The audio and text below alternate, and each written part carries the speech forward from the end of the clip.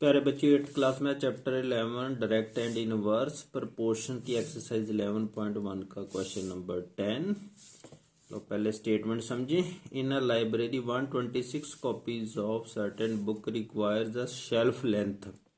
Shelf length होती है जहां पर किताबें रखते हैं ना, शेल्फ बनी होगी कोई 3.4 मीटर है, ये 3.4 मीटर है, 3.4 metre. How many copies of same book would occupy a shelf length of 5.1 metre. इसमें नंबर ऑफ कॉपीज है, जैसे 126 है तो शेल्फ लेंथ है 3.4 मीटर। तो अगर 5.1 मीटर शेल्फ लेंथ हो जाए तो कॉपीज कितनी हो गई एक्स।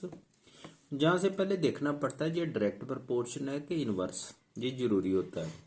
कॉपीज दिख क्या है, शेल्फ लेंथ दिख क्या है। अगर कॉपीज कम है तो शेल्फ लेंथ कम चाहिए हमें। शेल्फ की लंबाई तो एक ही डायरेक्शन में जाए, इंक्रीज है जहां तो जहां भी इंक्रीज है, अगर जहां डिक्रीज है तो इधर भी डिक्रीज है, तो इसलिए ये डायरेक्ट प्रपोर्शन है। अब लिखना कैसे है, let the number of copies that occupy a shelf length of 5.1 metre. मैंने जहां से उठाता हूं ये लिखने, जो हम जहां लिखते हैं ना,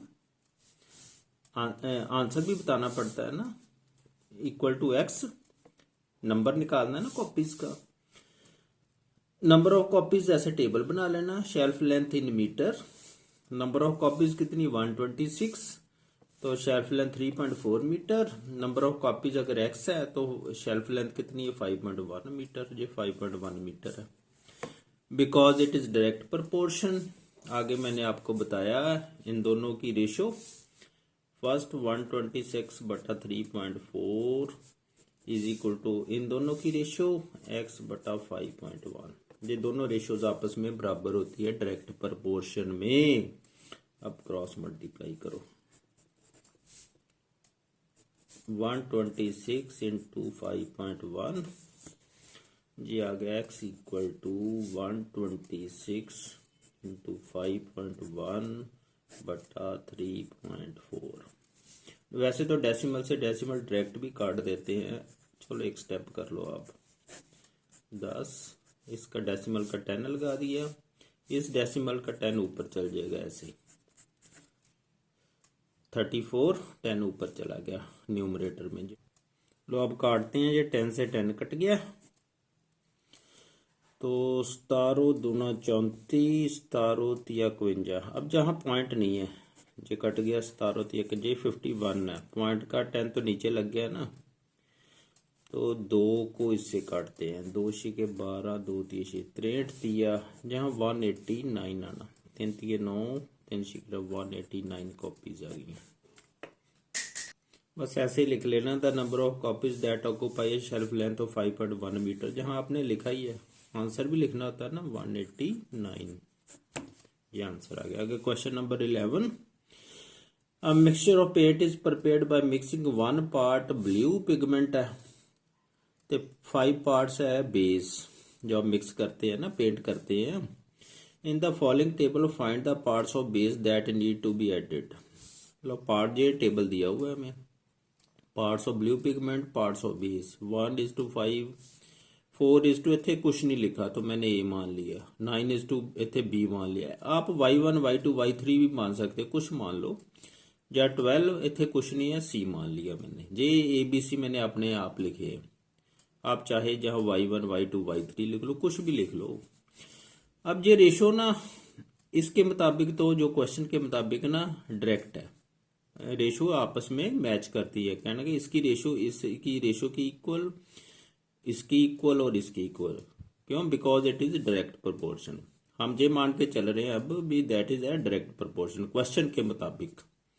देयरफॉर फिर ये रेशो आपस में बराबर होगी सभी, 1/5 equal to 4/A equal to A/B equal to 12/C।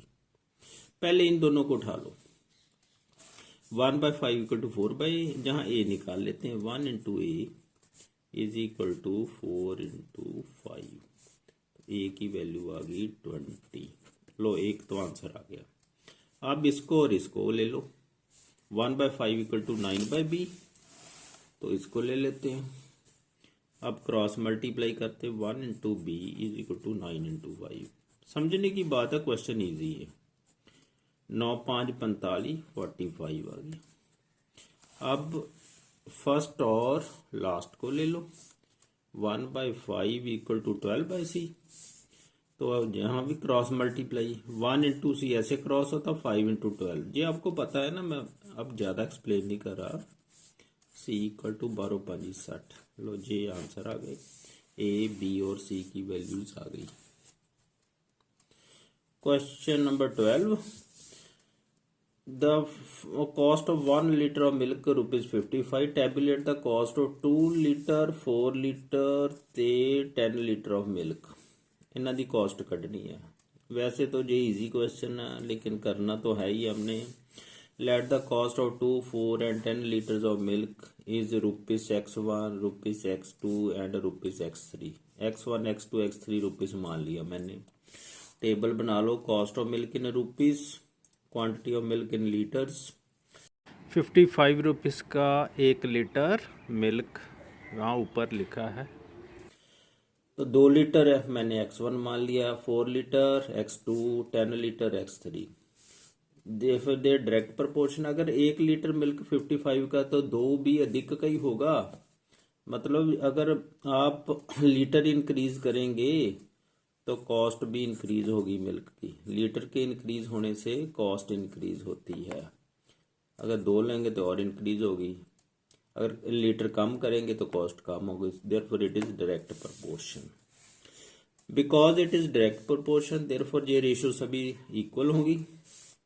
55/1 equal to x1/2 equal x2/4 is equal to x3/10, ऐसे लिखते हैं ना। अब फर्स्ट इन दोनों को ले लो, ये आ गया 51/1 is equal to x1/2। Cross multiply कर दो, 1 into x1 is equal to 55 into 2। ये x1 आ गया 2 5 10 110। 110 रुपये का हो गया 2 लीटर मिल्क।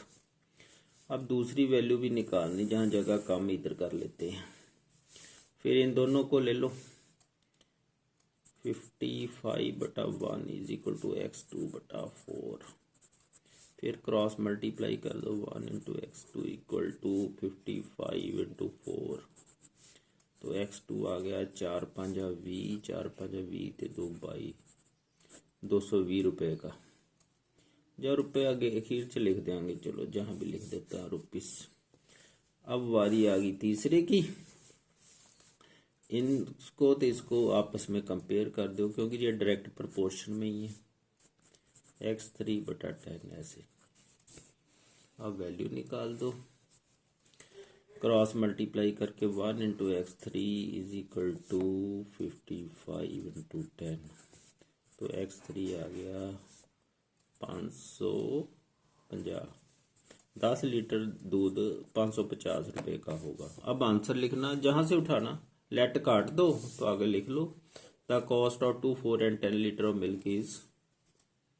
लो आंसर लिख देते हैं, cost of 2 4 and 10 litres of milk is ₹110, ₹220 and ₹550 respectively. ये लिखना पड़ता है। रिस्पेक्टिवली का मतलब होता है 2 लीटर की कीमत 110, 4 की 220 रुपीज़, 10 लीटर की 550 रुपीज़।